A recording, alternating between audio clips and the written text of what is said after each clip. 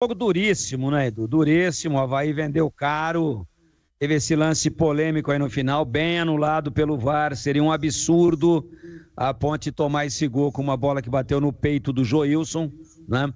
Mas o primeiro tempo foi do Avaí. E se você, no quadro que vem logo depois, quero nesse momento aqui convidar a todos que estão nos ouvindo para que acompanhem, né, o nosso apito final sob o seu comando. Aliás, já está rolando. Tem um quadro chamado A Defesa do Jogo. E nós vamos ver o seguinte, que trabalhou muito mais o goleiro da Ponte do que o goleiro do Avaí. O goleiro da Ponte salvou 3 bolas cara a cara, mas ele falha no lance que originou o pênalti não marcado, marcado e depois desmarcado, que ele sai e soca o vento.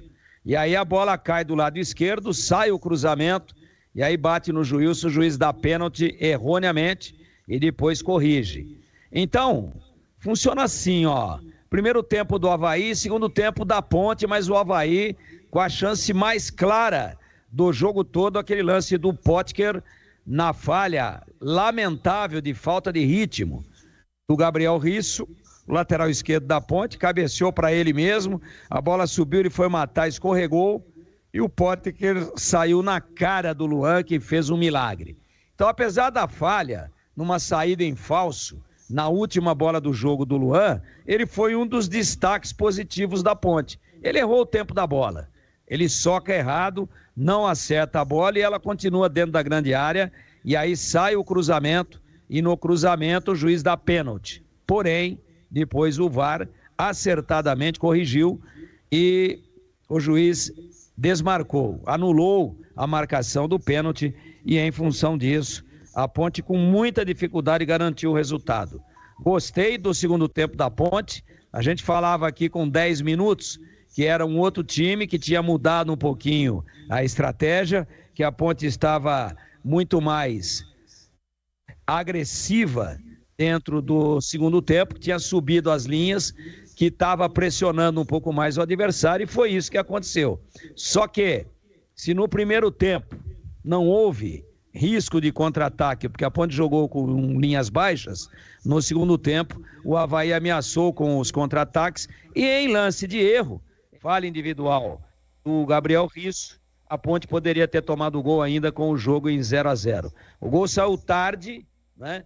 O gol saiu muito tarde, a 33, uma pressão, a torcida sofrendo, mas o time com personalidade, acreditando, indo para cima. E aí tem um jogador aí na Ponte que faz a diferença, né?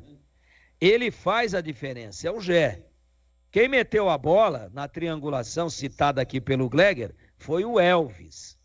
Ele percebe, com uma visão periférica, a passagem pelo lado direito do Everton Brito. O Everton Brito dá um cruzamento alto, aquela bola viajada, e o Gé se antecipa a zaga entre 2 zagueiros de novo, a exemplo do que aconteceu lá em Recife, num outro gol de cabeça, e com o olho aberto, né, ele tira do goleiro, joga no contrapé, faz um golaço. Então, muito equilibrado o jogo, jeitão, tom, textura e cheiro de empate. Mas aí tem um cara que faz a diferença.